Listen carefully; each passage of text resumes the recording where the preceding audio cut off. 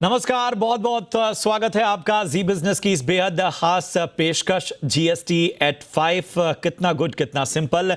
इस खास पेशकश में जीएसटी के 5 साल पूरे होने पर हम अलग अलग पहलुओं पर बात कर रहे हैं और आज हम बात करेंगे एमएसएमई और ट्रांसपोर्ट सेक्टर की। मैं हूं आपके साथ प्रशांत पांडे। छोटे और माइक्रो इंडस्ट्री को जीएसटी से सबसे ज्यादा दिक्कतें हुई हैं। आज भी अगर हम बात करें इस सेक्टर की तो जीएसटी से ये जूझ रहे हैं। ट्रांसपोर्ट सेक्टर भी ई वे बिल की दिक्कतों से परेशान है। इन दोनों सेक्टर्स की दिक्कतें कितनी दूर हुई हैं और ये जीएसटी में ऐसा क्या सुधार चाहते हैं जिससे उनके लिए सही मायने में ये ईज ऑफ डूइंग बिजनेस का सबसे बड़ा जरिया बन पाए, इस पर आज हमें खास शो में चर्चा करेंगे। जी हाँ, ये खास चर्चा और इस चर्चा में हमारे साथ बेहद खास मेहमान इस वक्त जुड़ रहे हैं। आपको बता दें, इस चर्चा में हमारे साथ जुड़ रहे हैं all India transport welfare association के को चेयरमैन महेंद्र आर्या साहब, इसके साथ ही एसएमई चैम्बर ऑफ इंडिया के प्रेसिडेंट चंद्रकांत सालुंखे साहब। आप दोनों का बहुत बहुत स्वागत। इसके साथ ही हमारे साथ जुड़ रहे हैं ट्रांजैक्शन स्क्वायर के फाउंडर और केपीएमजी इंडिया के x tax head Girish Vanwari साहब। गिरीश जी, आपका भी बहुत बहुत वेलकम इस खास चर्चा में। सबसे पहले चंद्रकांत जी, मैं आपके पास आना चाहूंगा। एसएमई के लिए दोहरी मार, डीमोनेटाइजेशन के ठीक बाद जीएसटी जब आई तो ऐसा लगा मानो कमर टूट गया। बहुत से लोग धंधे से बाहर भी हो गए। जरा बताएं कि क्या इन 5 सालों में अब स्थितियां बेहतर हुई हैं या चुनौतियां बनी हुई हैं?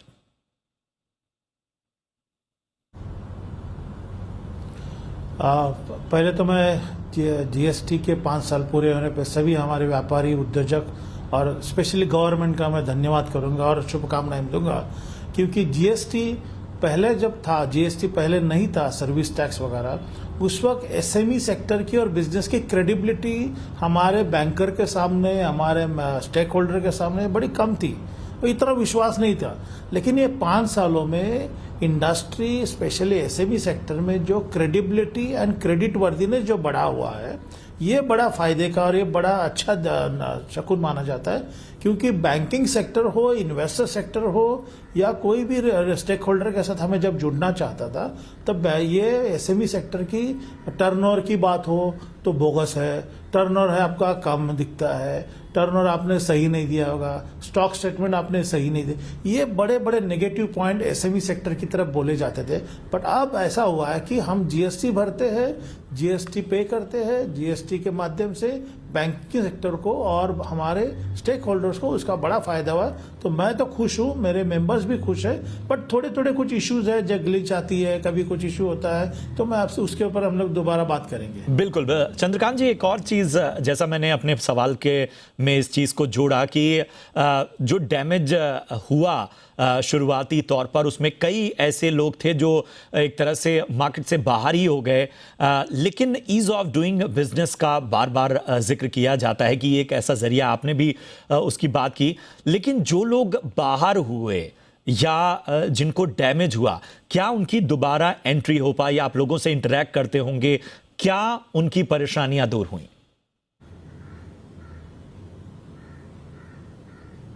देखिए, पहले जो बिजनेस था वो थोड़ा अलग था। अब क्या हुआ है, जीएसटी आने से सभी बिल आपके ऑनलाइन है। कोई भी आपके बारे में, आपके कंपनी के बारे में या कोई भी स्टेक होल्डर हो, उसे सब कुछ पब्लिक डोमेन में देखा जा सकता है। और जो इस जीएसटी आने के जिन पे कुछ ऐसी प्रहार हुआ जिससे कंपनी बंद हो गई है, जिनके ये डुप्लीकेट काम करने का धंधा बंद हो गया, ये सब बाहर निकल गए, मतलब कचरा निकल गया। अब क्या हुआ है कि अभी मार्केट में जो जेन्युइन बिजनेस करता है, जो जीएसटी भरता है, जो जीएसटी क्लेम करता है, उसका फायदा लेता है, वो बिजनेस बड़ा अच्छी तरह सर्वाइव हो रहा है। और मुझे लगता है कि थोड़ा टैक्सेशन में या सिस्टम में बड़ी ट्रांसपेरेंसी आई है, लेकिन इसको और भी बढ़ना चाहिए। कॉन्फिडेंस क्रिएट होना चाहिए, लोगों में एक अच्छा एनकरेजमेंट होनी चाहिए कि जीएसटी आज 7.5 करोड़ एमएसएमईज इंडिया में है, आज 4.5 करोड़ के आसपास सेल्फ एम्प्लॉयड है। अभी भी हमारे बहुत सारे एसएमई टैक्स के दायरे में नहीं आए हैं। टैक्स पे करते हैं, अच्छा है, देश की अच्छी उन्नति के लिए अच्छा होगा, लेकिन इसके लिए थोड़ा गवर्नमेंट भी आगे आना चाहिए, जैसे कि थोड़े टैक्सेस में राहत देनी चाहिए और कुछ जो टर्नओवर का हिसाब होता है वो थोड़ा बढ़ाना चाहिए। तो उस माध्यम से, क्योंकि आज 50 लाख का ये बहुत कम लिमिट है, लिमिट बढ़ना जरूरी है। तो मेरी सरकार से दरखास्त है कि 5 साल पूरे होते हैं तो कुछ ऐसा 47 मीटिंग में उन्होंने कुछ किए, लेकिन प्राइम मिनिस्टर साहब से हम कुछ ऐसा एक्सपेक्ट करते हैं कि जो एसएमई सेक्टर के लिए, रादर कल प्राइम मिनिस्टर साहब एड्रेस कर ही रहे एसएमई सेक्टर के इवेंट के लिए, मैं देखना चाहता हूं कि क्या इसमें कुछ आउटकम आता है या 5 साल पूरे होने के बाद कुछ आता है, देखना चाहेंगे। बिल्कुल बिल्कुल, उम्मीद यही है, सरकार वॉचफुल रही है और इस चर्चा का मकसद भी यही है कि जो भी इस वक्त चैलेंजेस हैं उनको कहीं ना कहीं हम बाहर लाएं और उन पर सरकार का ध्यान खींचें। महेंद्र जी, मैं आपके पास आना चाहूँगा। ट्रांसपोर्टर्स के हक की अगर हम बात करें तो ई वे बिल, ये जो इशू है उससे ट्रांसपोर्टर्स खासे परेशान हैं, अभी भी परेशान होते ही रहते हैं। कई बार बिल मैच नहीं करता, गाड़ी रोक ली जाती है। ये दिक्कतें क्या दूर हुई हैं या अभी भी बरकरार है? देखिए, दिक्कतें बिल्कुल बरकरार हैं, क्योंकि कोई भी उसके अंदर सुधार करने का प्रयास हुआ ही नहीं है। अब अगर मैं ट्रांसपोर्टर्स की बात करूं तो हम वो लोग हैं जिनका जीएसटी से डायरेक्टली कुछ लेना देना नहीं है, क्योंकि हम एग्जेम्प्टेड है रजिस्ट्रेशन से, हमारे ट्रक्स भी एग्जेम्प्टेड है और हमारे कस्टमर को आरसीएम में 5% उनको आईटीसी उनको टैक्स भरना होता है, हमें कोई आईटीसी भी नहीं मिलती। और तो ऐसी अवस्था में हमारे लिए मिनिमम इन्वॉल्वमेंट होना चाहिए था जीएसटी का। दुर्भाग्यपूर्ण बात यह है कि हमारा इन्वॉल्वमेंट सबसे ज्यादा है इस जीएसटी के झंझट के अंदर में।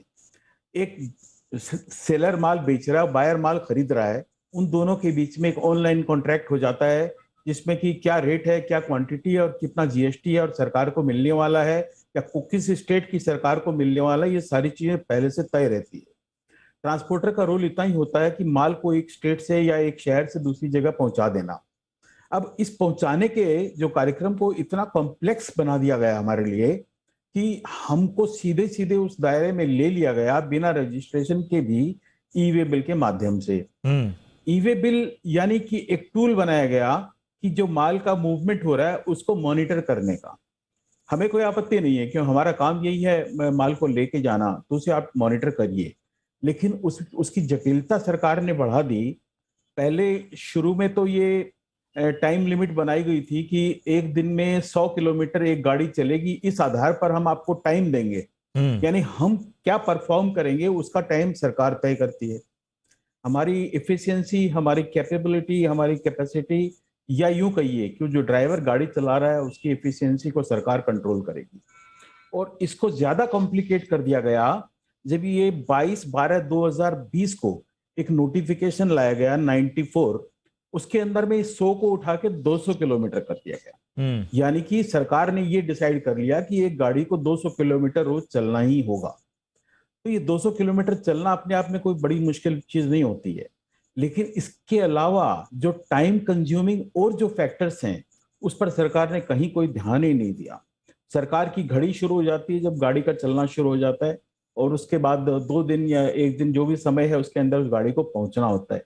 अगर नहीं पहुंची तो आपका ई वे बिल फेल हो गया।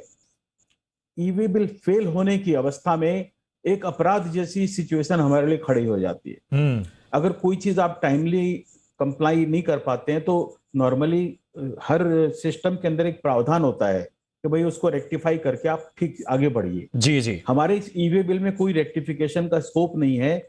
सीधे सीधे ऑफिसर चाहे तो अंडर सेक्शन 129 हमारे ऊपर 200% ऑफ द टैक्स की पेनल्टी इंपोज कर सकता है, जो कि जिससे हमारा कोई लेना न देना। बिल्कुल बिल्कुल बिल्कुल, अहम बात आपने की। और आप जब ये बात कह रहे थे तो उसमें आईटीसी का भी आपने जिक्र किया। आंकड़े कहते हैं कि 80% ट्रांसपोर्टर इनपुट टैक्स क्रेडिट नहीं ले पाते। बड़ा नंबर है ये, और आपने जिक्र भी किया कि इसका तो कोई समाधान है या नहीं, दिक्कत कहाँ है? देखिए, आईटीसी क्यों नहीं मिलती, पहले बेसिक रीजन में आप जाइए। आज कोई मैन्युफैक्चरर है, उसके पास जो प्रोडक्ट बनाता है उसका रॉ मटेरियल आता है, उस पर उसको जीएसटी लगती है, उसकी टैक्स क्रेडिट मिलती है। और जो डिफरेंट सर्विसेज और अदर प्रोडक्ट्स यूज करता है उस सब की उसको इनपुट क्रेडिट मिलती है। हमारा इनपुट क्या है? एक ट्रांसपोर्टर का इनपुट है डीजल। डीजल हमारी कॉस्ट का 60% से ज्यादा हिस्सा है। उस पर जो जीएसटी या टैक्स लग रहा है उसकी हमें क्रेडिट नहीं मिलती। यानी आपने 60-65% पे हमको पहले ही डिनाई कर दिया। बचे हुए में टोल है, ड्राइवर की कॉस्ट है, इन पे जीएसटी है नहीं, तो बचा कहाँ?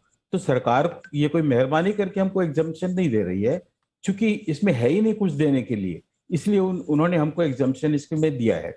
और इस वजह से हमको ये इनपुट टैक्स क्रेडिट मिलनी मुश्किल है। गड़बड़ कहाँ कर दी? शुरुआत जब हुई थी तो हमारा मूवमेंट सर्विस टैक्स से निकल के जीएसटी में था। सर्विस टैक्स के अंदर भी हमारा यही स्टेटस था कि हम एग्जेम्प्टेड थे और हमारा कस्टमर जो था उसको सर्विस टैक्स भरना होता था। और जीएसटी में जब आए तो भी यही स्टेटस था कि हम एग्जेम्प्टेड थे, 5% आरसीएम में हमारे कस्टमर को भरना है। लेकिन कुछ ही महीनों के अंदर में सरकार ने एक ड्यूअल पॉलिसी इंट्रोड्यूस कर दी कि आप चाहें तो 5% वाले आरसीएम विदाउट आईटीसी में आ जाइए, या 12% फॉरवर्ड चार्ज मैकेनिज्म में चले जाइए, जहां आप क्रेडिट लीजिए और सामने वाली पार्टी से 12% लीजिए। तो ये जो दो डबल चक्कर चला दिया, इससे इन्होंने बिजनेस का लेवल प्लेइंग फील्ड खत्म कर दिया। जो विदाउट आईटीसी और विथ आईटीसी है उनके अंदर एक डिफरेंस क्रिएट हो गया, जिससे हमारे बिजनेस का जो एक इक्विलिब्रियम मार्केट का होता है उसे पूरी तरह से खराब कर दिया गया। और इसका लाभ किसी ट्रांसपोर्टर को नहीं मिला, क्योंकि कस्टमर को पास ऑन करना होता है जो बेनिफिट आप लेते हो, लेकिन मार्केट का जो लेवल था वो हमारा सारा गड़बड़ हो गया। आज भी 80 से भी ज्यादा % लोग जो है वो आरसीएम में है, बिना आईटीसी के और अनरजिस्टर्ड। बिल्कुल बिल्कुल। तो ट्रांसपोर्ट सेक्टर में समस्याएं जीएसटी को लेकर बहुत ज़्यादा हैं और लगातार इस पर चर्चा हो रही है, लेकिन जैसा साफ तौर पर निकल कर आ रहा है कि बहुत ज़्यादा जो सुधार चाहिए वो नज़र नहीं आ रहा। गिरीश जी, मैं आपके पास आना चाहूँगा। आपने ये सब समस्याएं सुनी हैं और मेरे ख्याल से आप के पास जब लोग टैक्स फाइलिंग के लिए आते हैं, ख़ासतौर पर छोटे कारोबारी की अगर हम बात करें, तो किस चीज़ से सबसे ज़्यादा परेशान वो नज़र आते हैं? क्या दिक्कत सबसे ज्यादा है जिसको रेज करना जरूरी है? तो जो भी अभी आते हैं उनको भी आदत हो रही है जीएसटी की। हाल में लोग ने भी आदत डाल दिया है, भाई सब सिस्टम से होगा, सब सिस्टम से चलेगा, सब डिजिटल रहेगा। और ये जीएसटी नहीं है, पूरा डिजिटल इकोनॉमी ट्रांसफॉर्मेशन, फिर जीएसटी लगा दीजिए, फिर इंटीग्रेशन विद इनकम टैक्स लगा दीजिए। ये तीनों का सम्मेलन लोग अभी यूज टू हो रहे हैं। और जैसे जैसे लोग यूज टू हो रहे हैं उनको अभी समझ में आ रहा है कंप्लायंसेस। तो जो अवेयरनेस है कंप्लायंसेस की, डेडलाइंस की, बहुत लोग को तो अवेयरनेस भी नहीं थी, अभी अवेयरनेस लोग को आ गई है और वो अभी कंप्लायंस में लग रहा है। सबसे ज्यादा परेशानी क्रेडिट मैकेनिज्म पे होती है। जैसे अभी ट्रांसपोर्टर के बारे में बात की, रियल एस्टेट में ले लीजिए, ये credit mechanism, loss of credit, loss of input output matching, यहाँ सबसे ज्यादा लोग का लॉस हो रहा है। और वो सेक्टर वाइज सेक्टर चलता है, ऐसा नहीं है भाई कहाँ फायदा होता है कहाँ नुकसान होता है, depends upon sector to sector. कहाँ एसईजेड हॉलीडेज है, कहाँ एग्जेम्पशंस है, कहाँ एक्सपोर्ट्स है। तो smoothening of the credit process is something which is सबके लिए of the top of the agenda. फिर ये non integration of oil and diesel along with the GST system जो वीएटी में आ रहा है आजकल, this is also very big issue which is जो लोगों को तकलीफ दे रहा है। तो credit mechanism, missing of deadlines, फिर पेपर वर्क बराबर नहीं करना, ये सब अड़चने काफी क्लाइंटों के पास हो रही है। और सिग्निफिकेंट इंप्रूवमेंट है, मैं बोल रहा हूँ।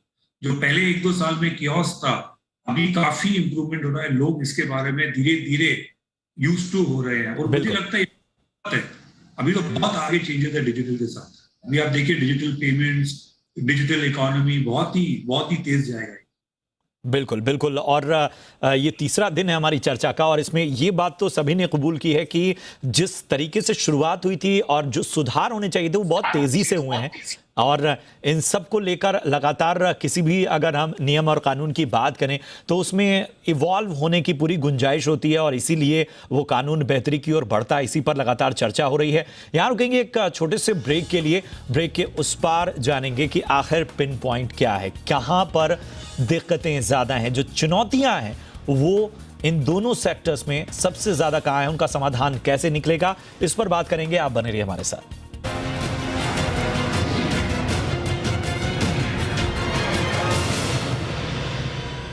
स्वागत है आपका ब्रेक के बाद। आप देख रहे हैं जीएसटी एट 5 कितना गुड कितना सिंपल, जी बिजनेस की खास सीरीज। और चलिए बढ़ते हैं आगे अपने मेहमानों के पास। और जैसा हमने ब्रेक से पहले बात की, चंद्रकांत जी मैं आपके पास आना चाहूँगा।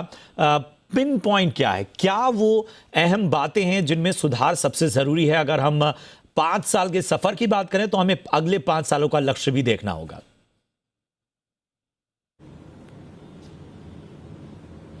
देखिए, मैंने दूसरे साल से मैंने एक मांग की थी फाइनेंस मिनिस्टर साहब से, मैडम से, कि आप हमें एमएसएमई सेक्टर को जब एक दूसरे से बिजनेस करते हैं तो 5% का स्लैब रखा जाए। अगर एक एमएसएमई दूसरे एमएसएमई को सप्लाई करता है या परचेस करता है तो 5% का स्लैब, क्योंकि आज की डेट में प्रॉफिट अगर मार्जिन देखा जाए तो बहुत नॉमिनल मार्जिन हुआ है। और दूसरा, बहुत सारे एमएसएमईज आज की डेट में प्रोफेशनल सर्विसेज लेते नहीं है, लेते हैं तो बहुत कम में लेते हैं और उसमें कैश ट्रांजैक्शन बहुत होते हैं। बिकॉज 18% अगर उन्हें टैक्स भरना पड़ेगा, 50,000 25,000 का अगर लेते हैं तो वो लोग कैश में ट्रांजैक्शन। तो ये जो प्रोफेशनल टैक्स भी है, प्रोफेशनल सर्विसेज के लिए 5% का दायरा होना चाहिए। तीसरा, किसी का अगर एमएसएमई को स्पेशल वो रिलीफ देनी चाहिए, 2-3 महीने, अगर समझो 2 महीने 3 महीने तक डिले होता है तो उसके लिए पेनल्टी नहीं लगनी चाहिए। सबसे महत्वपूर्ण ये बात है कि देखिए, बड़े बड़े कॉर्पोरेट्स क्या कहते हैं, अगर मैं कोई कॉर्पोरेट को माल सप्लाई करता हूं, वो पेमेंट देने के पहले कहते हैं कि आप टैक्स भरो, जीएसटी भर लो, उसके बाद हमें नोट भेजो आपने पेमेंट किया, उसके बाद हम पेमेंट रिलीज करेंगे। इसका मतलब ऐसा है कि कॉर्पोरेट हमारे कैपिटल के ऊपर जिंदा है और कॉर्पोरेट के ऊपर बिजनेस कर रही है। तो ये थोड़ा रिस्ट्रिक्शन आना जरूरी, या तो कॉर्पोरेट हमारी तरफ से वो टैक्स भरे और वो रिसिप्ट दे दे और हमारा पेमेंट जो रिसीवेबल वो दिया जाए। ये पॉइंट है। तीसरा बहुत महत्वपूर्ण ये है कि गवर्नमेंट अभी भी अवेयरनेस क्रिएट करने में कम पड़ रही है। जो दायरे आते हैं, जैसे ग्लिंच आती है, कभी कभी रूरल एरिया के एंटरप्रेन्योर्स है, हमारी एसोसिएशन चेंबर कर रही है, बट जिस तरह से बेनिफिट है, फायदे है, जैसे अभी हमारे ट्रांसपोर्ट के जो एसोसिएशन के हेड ने बताया, आज की डेट में अगर आप डिजिटल इंडिया की बात कहते हो, अगर आपके मोबाइल में इनवॉइस आया है, इंफॉर्मेशन आई है, तो जो इंस्पेक्टर या कोई भी अगर समझो गाड़ी रोक के चेक करना का चाहता है या कुछ इश्यू आता है, ऑनलाइन जाके वो चेक करे। ई वे बिल के लिए हमारे ट्रांसपोर्टर्स और जो ड्राइवर्स है, जो ट्रांसपोर्ट का सुविधा देते हैं, उनको हरासमेंट क्यों किया जाए? तो उससे क्या हो रहा है, हमारा सप्लाई चेन में दिक्कत आती है, माल हमारा टाइम पर नहीं पहुंचता है, और सही मायने में देखा जाए तो समटाइम जो ट्रांसपोर्टर कहता है कि आपका हमें काम नहीं चाहिए, हमें बहुत दिक्कत आती है। तो ये भी इश्यू बहुत आ रहा है आजकल। हर नाके पे कई जगह पर ट्रांसपोर्ट रोक के देखा जाता है कि आपने टैक्स भरा है कि नहीं है, किसका माल ले जा रहे हो, ठीक है, माल की इंक्वायरी हो, ट्रांसपोर्ट से क्या जा रहा है देखा जाए, ठीक है, लेकिन जो हरासमेंट जो होता है वो होना नहीं चाहिए। और तीसरी महत्वपूर्ण बात है कि अभी इसके बाद टैक्स बढ़ाना, टैक्स का जो लिमिट है वो बढ़ाना कम करे सरकार। आज 1.5 लाख करोड़ तक हम लोग रेवेन्यू जनरेट करके दे रहे हैं, और एमएसएमई सेक्टर आज 72% MSMEs in India, they are struggling to achieve the target growth. आज एनपीए से कितने एमएसएमईज बाहर आने की कोशिश कर रहे हैं, कितने एमएसएमईज पेंडेमिक में बंद पड़े। तो सरकार ने एक देखना चाहिए कि अगर हम लोग थोड़ा और भी रिलीफ देते तो आने वाले 5 सालों में अगर हमें जो $5 ट्रिलियन की इकोनॉमी अचीव करनी है तो एमएसएमई सेक्टर को बढ़ावा देना जरूरी है, उनको एम्पावर करना जरूरी है। हम प्राइम मिनिस्टर से दरखास्त करेंगे, आप कहते हो ना सबका साथ सबका विकास, तो आज के बाद आप ऐसा कीजिए, सबका साथ एमएसएमई का विकास, तो ही हमारा इंडिया ग्रोथ कर सकता है। अहम सुझाव और बहुत ही स्पेसिफिक होकर साफ तौर पर चंद्रकांत जी ने कहा इस पूरे मामले को। महेंद्र जी, आपसे जब बात हो रही थी तो रजिस्ट्रेशन का पॉइंट छूट गया था। पहले एक रजिस्ट्रेशन पर पूरे देश में काम चलता था, अब हर राज्य में होता है। शिकायत है कि पेपर वर्क बढ़ गया है। ये दिक्कतें अभी भी बनी हुई हैं क्या? बिल्कुल बनी हुई सर। और ट्रांसपोर्ट का जो बिजनेस है उसका नेचर बड़ा विचित्र है। हम हर स्टेट में प्रेजेंट हैं, क्योंकि हमारा मूवमेंट होता है, हर जगह हमको ऑफिस रखनी होती है, गोडाउन्स रखनी पड़ती है, तो हर स्टेट में हमारी प्रेजेंस है। तो हम तो अलग अलग कंट्री में काम कर रहे हैं, हमारे लिए ऐसा हो जाता है, यानी उस स्टेट की पूरी कंप्लायंसेस एक ऑफिस को मैनेज करनी, दूसरे स्टेट की दूसरी ऑफिस को मैनेज करनी, एक तो ये बड़ा इशू है। और दूसरा, जो इंटर म्यूचुअल सर्विस एक्सचेंज होती है वो डिफाइंड ही नहीं है कि कैसे उसका हिसाब किताब रखा जाए, कौन सी सर्विस ऐसी है जो हेड ऑफिस के अकाउंट में है, कौन सी ब्रांच ऑफिस में है, क्या डिवीजन होगा, बहुत सारी चीजें ग्रे एरिया में चल रही हैं, इसके लिए बहुत परेशानियां हमको हैं। और एक्चुअली ये इन सब चीजों से ट्रांसपोर्ट को बाहर निकाल देना चाहिए था, अभी जो चंद्रकांत जी कह रहे थे, क्योंकि ट्रांसपोर्टर में माल खरीद रहा है ना बेच रहा है, तो उसका क्या लेना देना किसी भी टैक्स के साथ में। आपके पास में अगर यही देखना है कि ट्रांसपोर्टर कोई बदमाशी नहीं कर रहा है, चोरी नहीं कर रहा है, तो बहुत सारे साधन पैदा हो गए हैं। आज आपकी जितने पूरे देश में टोल नाकों का जाल बिछा हुआ है, जहां फास्ट टैग के माध्यम से आप गाड़ियों को ट्रैक कर रहे हो, ये फास्ट टैग का जो डेटा है वो हर गाड़ी की इंफॉर्मेशन गवर्नमेंट तक पहुंचाता है। आप उसे ट्रैक करिए ना, गाड़ी रूट पर जा रही है, समय से जा रही है, नहीं जा रही है, उसको रोक के पूछने का क्या आपका औचित्य है, और क्यों इसके लिए ई वे बिल की आपको जरूरत है। आपने ई इनवॉइसिंग इंट्रोड्यूस कर दिया, ई इनवॉइसिंग के बाद में तो कोई मतलब नहीं रह जाता है इस ई वे बिल का कहीं भी। उसके अलावा जीपीएस वगैरह कंपलसरी गवर्नमेंट ने किए हैं, जो होते जा रहे हैं।